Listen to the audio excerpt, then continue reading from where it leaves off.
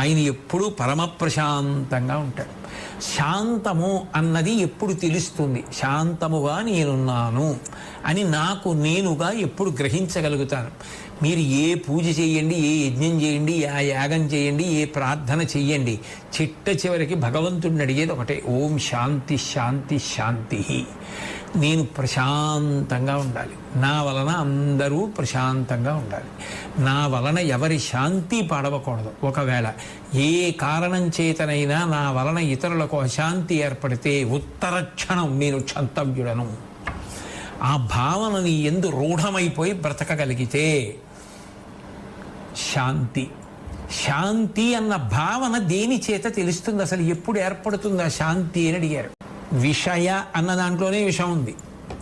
అసలు విషయ సుఖములు అంటే ఇంద్రియముల ద్వారా నువ్వు ఏ సుఖాలు అనుభవిస్తున్నావో ఆ సుఖముల యందు